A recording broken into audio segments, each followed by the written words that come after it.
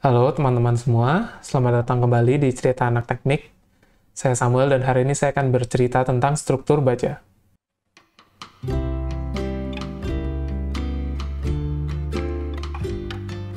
Struktur baja memiliki daftar cerita seperti berikut, dan pada hari ini saya akan membahas tentang sambungan las. Pertama-tama kita akan masuk dulu ke dasar teori las, mana di sini saya akan menjelaskan tentang mutu bahan las sendiri. Jadi las itu menggunakan elektroda yang memiliki nilai tegangan tarik ultimate sesuai dengan tipe elektroda yang disajikan di sini. Dan selanjutnya kita akan lihat bentuk-bentuk pekerjaan las. Yang pertama ada namanya sambungan las tumpul. Jadi misalkan saya punya dua pelat baja dan saya hubungkan kedua pelat baja tersebut menggunakan las seperti demikian.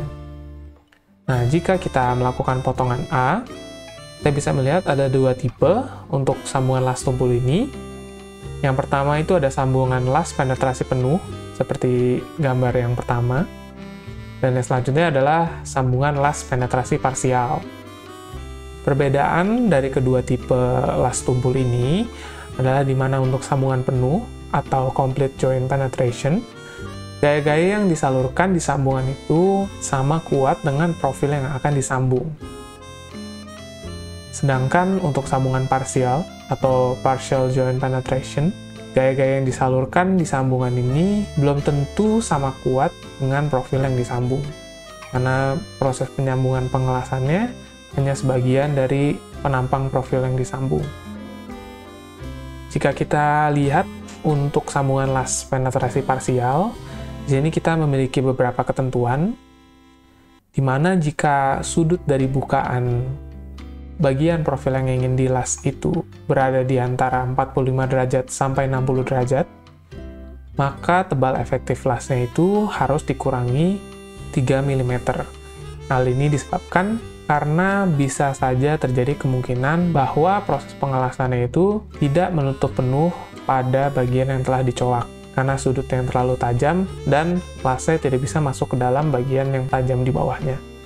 Sedangkan jika sudut bukaan dari coakan profil yang ingin disambung itu lebih besar sama dengan 60 derajat, maka tebal efektif dari lasnya ini kita bisa ambil sesuai dengan nilai D, yaitu kedalaman coakan yang akan kita gunakan sebagai tempat las. Nah, selanjutnya kita juga mempunyai sambungan las sudut. Nah, jika saya juga punya dua pelat baja yang sama seperti di awal, namun saya menghubungkannya menggunakan las dengan konfigurasi berikut. Kembali kita lihat potongan A, di mana kita bisa lihat bahwa sambungan ini juga memiliki beberapa ketentuan sesuai dengan konfigurasinya. Misalkan kita ingin menyambungkan dua pelat baja yang memiliki tebal T, dan kita akan menyambungnya dengan las sudut yang akan dilas setebal dengan profilnya. Nah, jika nilai T itu lebih kecil dari 6,4 mm, maka nilai A max-nya itu bisa digunakan sebesar T juga.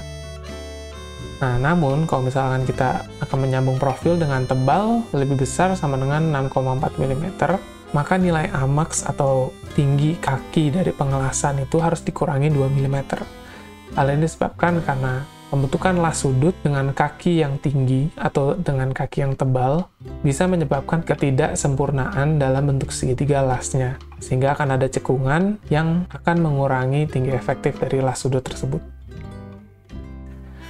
Sekarang kita coba lihat detil dari las sudut ini. Kita bisa bilang dimensi dari kaki las itu kita sebut A, dan dari sini kita dapat hitung untuk tinggi efektif dari las sudutnya adalah setengah akar 2 kita kalikan A. Dalam hal ini kita anggap bahwa panjang masing-masing kaki las ini sama, dan tinggi efektifnya bisa kita kalikan dengan sin atau cos 45 derajat. Nah, di sini untuk las sudut kita juga mempunyai batasan panjang efektif, di mana jika nilai panjang las dibagi dengan dimensi kaki las itu lebih kecil sama dengan 100, maka panjang efektif las sudut ini bisa kita ambil sebesar L. Sedangkan jika nilai panjang las dibagi dengan dimensi kaki las ini berada di antara 100 sampai 300, maka panjang efektifnya ini menjadi L yang dikalikan dengan suatu faktor beta, di mana beta dapat kita hitung sesuai dengan rumus yang diberikan dan memiliki nilai maksimum 1,0. Untuk keadaan terakhir, di mana panjang las dibagi dengan dimensi kaki las ini lebih dari 300, maka nilai panjang efektif dari las sudutnya kita ambil sebesar 180 dikalikan dengan dimensi kaki las. Nah, di sini saya akan memberikan beberapa bentuk lain, di mana ada sambungan L, dan selanjutnya kita juga mempunyai sambungan T. Nah, dan yang terakhir ini kita mempunyai jenis las plug and slot. Jadi ini biasanya untuk menghubungkan pelat baja yang sangat tipis ke suatu profil yang lebih tebal dan dilakukan pengelasan di lubang-lubang yang diberikan pada pelat tipis tersebut. Sekarang kita masuk ke tahanan sambungan las. Yang pertama, saya akan menjelaskan tentang sambungan las tumpul dengan tipe penetrasi penuh. Jadi, seperti yang telah dijelaskan sebelumnya, bahwa kekuatan sambungan las tumpul penetrasi penuh ini ditentukan oleh kekuatan penampang yang disambung. Dan selanjutnya, untuk sambungan las tumpul dengan tipe penetrasi parsial, kita memiliki 3 jenis tahanan. Yang pertama ada tahanan tarik, kedua tekan, dan tahanan geser, yang dapat kita hitung masing-masing sesuai dengan rumus yang telah diberikan. Di sini saya memberikan ilustrasi di mana untuk sambungan las tumpul bisa mengalami tarikan dan tekanan sesuai dengan gaya yang dialami oleh profilnya. Di mana kalau profil tergeser, lasnya pun akan mengalami gaya geser. Dan selanjutnya ada tipe sambungan las sudut, di mana untuk sambungan las sudut ini, gaya yang terjadi pada las itu selalu merupakan gaya geser. Sehingga untuk sambungan las sudut, kita dapat menghitung tahanannya sebagai tahanan geser saja. Dan selanjutnya ada sambungan plug and slot. Di sini untuk bagian lasnya juga akan mengalami geser, dan kita dapat hitung tahanan gesernya sesuai dengan rumus yang telah diberikan di sini. Sekarang kita akan mempelajari tentang notasi pekerjaan las. Pekerjaan las bisa kita identifikasikan dengan memberikan pertama tanda panah seperti demikian. Di sini kita dapat memberikan notasi-notasi tambahan yang dapat memperjelas pekerjaan las yang akan dikerjakan. Pertama, kita mempunyai lingkaran di bagian sudut tekukannya yang merupakan simbol las yang akan dikerjakan di sekeliling profil. Selanjutnya kita mempunyai notasi seperti bendera, di mana simbol ini mengartikan bahwa pekerjaan lasnya akan dilakukan di lapangan. Lalu kita mempunyai notasi berikutnya yang akan menjelaskan informasi tentang kedalaman persiapan profil yang akan dilas. Dan kita juga memiliki notasi untuk menginformasikan tebal efektif dari leher las. Nah, di sini kita mempunyai simbol las atau referensi detail yang dapat kita gambarkan di salah satu sisi ataupun juga di kedua sisi sesuai dengan kebutuhan pekerjaan lasnya. Di sini kita juga memiliki notasi tambahan yang menjelaskan kedalaman isian las untuk tipe las plug and slot. Nah, di sini kita juga mempunyai simbol finishing dari las. Kita juga mempunyai simbol kontur, dan kita juga mempunyai nilai sudut coakan untuk plug weld. Notasi selanjutnya digunakan untuk memberikan informasi tentang panjang las, dan ada notasi yang kita berikan untuk mengindikasi spasi center to center dari las. Notasi terakhir yang sering kita berikan adalah di bagian ekornya, yaitu spesifikasi, proses, ataupun referensi lain yang perlu dituliskan. Urutan notasi-notasi di garis yang datar itu tidak berubah, baik ketika tanda panah itu berada di sebelah kiri, maupun ketika tanda panah untuk mengindikasikan tempat lasnya berada di sebelah kanan. Nah, berikut merupakan contoh penerapan simbol las, di mana saya memberikan notasi las yang saya tunjuk di pertemuan dua pelat baja tersebut, dan saya memberikan referensi detail berupa segitiga siku-siku yang saya gambarkan di bagian bawah. Nah, ini artinya pengelasan dilakukan pada sisi pelat yang ditunjuk oleh panahnya. Jika saya gambarkan di sisi satunya, maka pengelasan harus dilakukan di sisi seberang dari tanda panah yang digambarkan. Dan ketika saya menggambarkan di kedua sisi, maka pengelasan dilakukan di kedua sisi pelat baja yang diindikasikan oleh simbol las tersebut. Nah, di sini kita memiliki beberapa simbol untuk pekerjaan-pekerjaan las yang umum digunakan di pekerjaan konstruksi. Nah, sekarang kita akan masuk contoh soal untuk sambungan las bagi profil yang terkena tarik.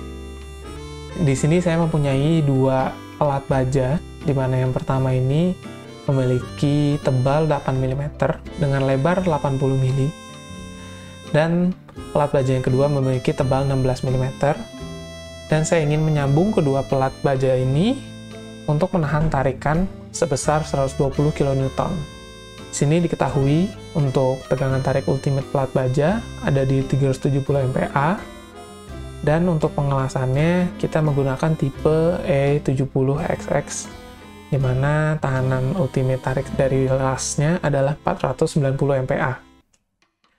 Sekarang kita akan coba melakukan perhitungan untuk desain sambungan lasnya.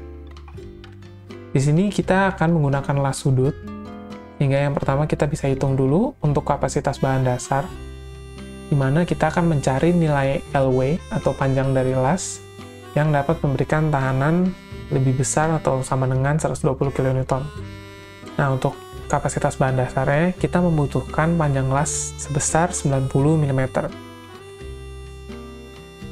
Nah, dan selanjutnya kita akan coba hitung kembali untuk kapasitas dari bahan lasnya.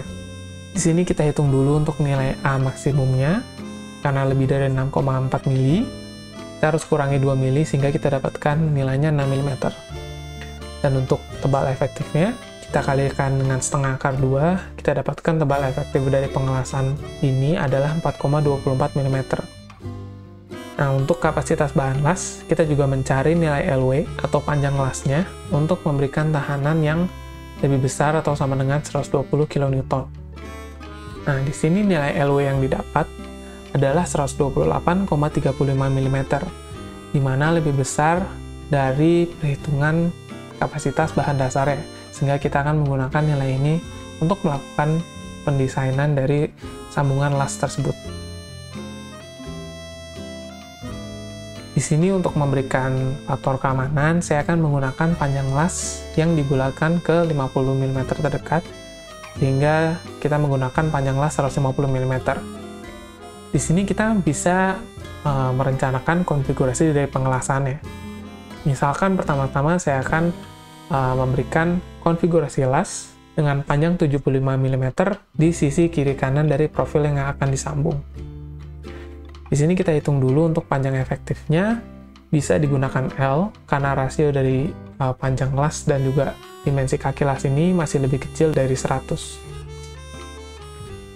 Namun, jika kita lihat kembali, konfigurasi las seperti ini dapat menimbulkan shear lag, di mana ada profil yang tidak mengalami tegangan atau mengalami tegangan yang sangat kecil, sehingga di bagian-bagian profil lain di sambungan akan memiliki tegangan yang lebih tinggi karena adanya luas profil yang tidak terpakai dalam menahan tarikannya. Nah, tentu shear lag ini bisa menyebabkan penurunan kapasitas profil dan dapat menyebabkan ketidakamanan dari sistem sambungan terhadap gaya bekerja 120 kN. Nah, untuk menghindari hal ini, kita dapat memberikan konfigurasi lain, di mana kita melakukan pengelasan tidak hanya di kiri kanan, namun kita juga melakukan pengelasan pada bagian profil ujung yang tegak lurus dengan gaya. Sehingga dengan ini, seluruh profil akan memiliki tegangan yang merata dan tidak menimbulkan adanya shear lag. Karena itu, kapasitas profil pun tidak berkurang, dan kita memiliki sistem sambungan yang sudah cukup kuat untuk menahan gaya bekerja 120 kN. Dari cerita hari ini, saya akan memberikan beberapa hal yang harus diperhatikan dalam melakukan pendesainan sambungan las. Yang pertama, sambungan las ini merupakan sambungan yang sangat fleksibel dalam pengaplikasiannya. Tapi sambungan las ini harus dilaksanakan dengan teliti dan juga sesuai agar kualitas sambungannya dapat terjaga. Selanjutnya, pekerjaan las ini dapat dilakukan di workshop ataupun di lapangan. Maka dari itu, sebagai seorang rekayasawan, kita harus bisa mendesain sambungan sedemikian rupa agar pekerjaan dapat dilaksanakan dengan baik di lapangan. Dan yang terakhir, salah satu kesulitan dalam pekerjaan las adalah adanya kemungkinan timbulnya kebakaran akibat percikan api dari proses pengelasan. Maka dari itu, seorang rekayasawan harus bisa memperhatikan K3L agar tetap memastikan keamanan dari pelaksana dan juga kualitas sambungan yang terjaga. Sebelum saya tutup cerita pada hari ini, saya akan memberikan beberapa materi pembelajaran mandiri di mana kita dapat menjumpai sambungan las yang terkena gaya geser eksentris seperti yang diberikan di sini. Hal ini mungkin tidak terlalu umum untuk digunakan dalam dunia praktis, tapi akan sangat baik jika kita dapat memahami alur gaya yang terjadi pada sambungan ini. Contoh soal dan pembelajaran mandiri tersebut juga mengakhiri sesi cerita kita pada hari ini. Semoga apa yang telah diceritakan dapat dipelajari dan diserap dengan baik. Untuk mengetahui cerita-cerita selanjutnya, jangan lupa untuk selalu like, komen, dan juga subscribe ke channel Cerita Anak Teknik. Terima kasih, saya mohon pamit, dan marilah kita menjadi lebih pintar setiap hari.